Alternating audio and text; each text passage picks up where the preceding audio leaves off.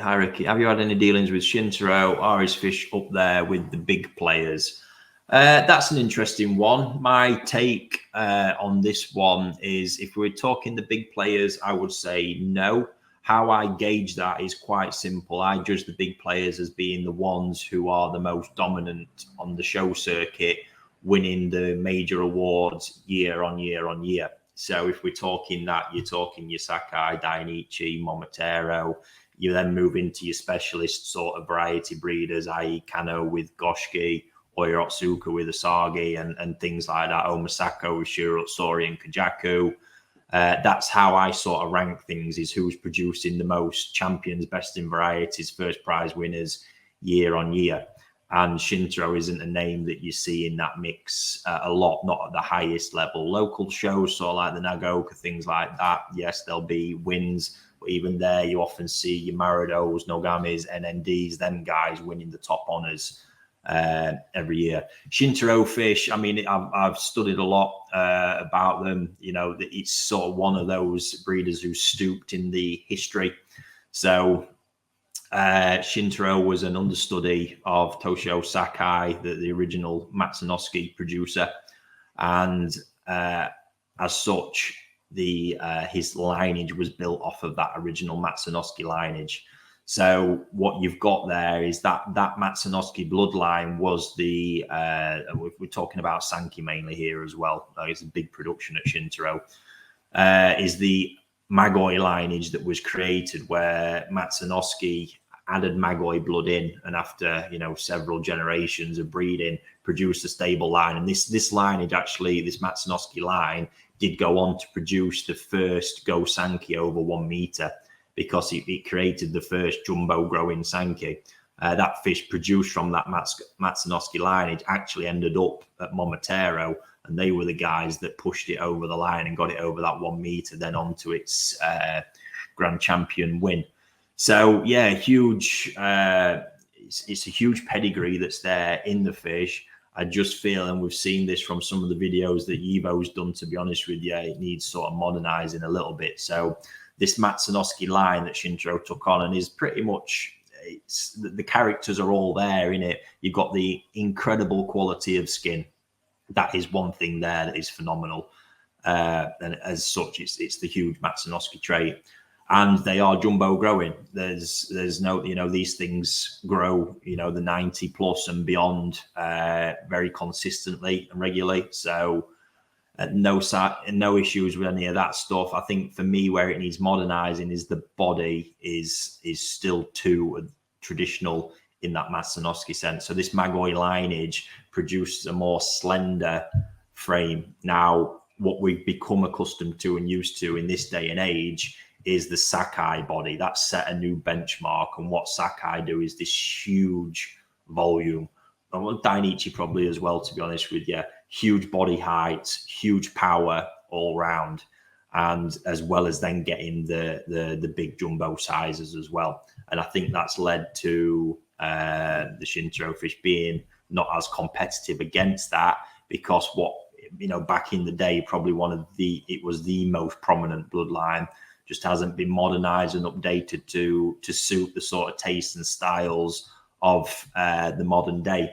So you've still got all that quality jumbo potential. Don't get me wrong, they fill out. So you'll see them as Tosai and Nisai. They look incredibly slender and probably more comparable to Asagi a lot of the time.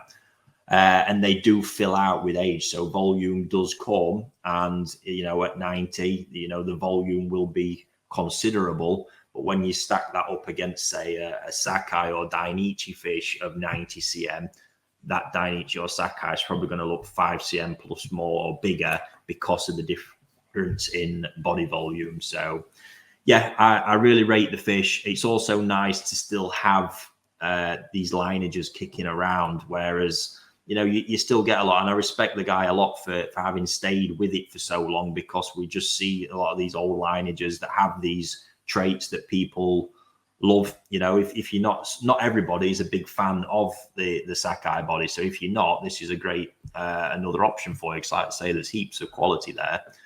But we just see these older lineages in the end sort of fizzle out.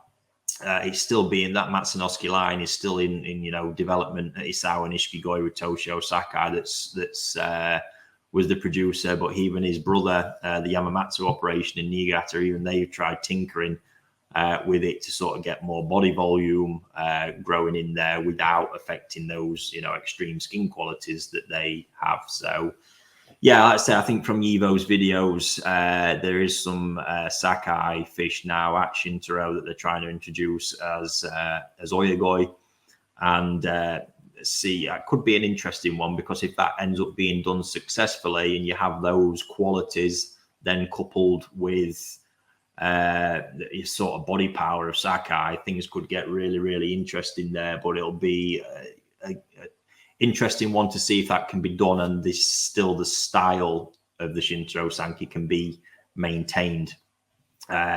Just to sort of end, one bit I can sort of comment on that was the NND Sanki, because I watched this go from a pretty pure lineage of Sudazo, an old lineage from sort of back in the day, to which was, again, it was restricted because these things didn't grow beyond sort of 70 was pushing the top end of it, but there were fish with extreme quality and a very delicate sumi pattern, which was very popular. And I think it was 2009, I think I've spoke about this before, when a Sakai Sanki was introduced into that lineage. And you get the difference in the offspring. You see some of those original Sudazo traits, then you see, more the Sakai blood coming through and having more of an impact. And ultimately, it's just produced a modern day generation of then now NND Marusho Sanki, but you see very, very few of those original Sudazo sort of traits. Every now and again, you get one of them fish crop up and you go, oh yeah, wow. But yeah, it did change things. So it'll be interesting to see where things go with that one. But just in answer to your question, yes, the fish are superb quality. And this is the thing, you've got, these different lineages offer, and it just all comes down to personal taste, whether it's for you or not. But yeah, regards the big players, I mean, the big players, and this is it, you've got breeders who do produce extreme quality, but these guys who I consider the big players are just that cut above in what they're doing, and like I say, producing the fish to the modern taste. And it's the modern taste that's ultimately driving the sort of what the judges want and see, and then ultimately then the fish that are winning the prizes. So I hope that answers that one all right for you, Alan.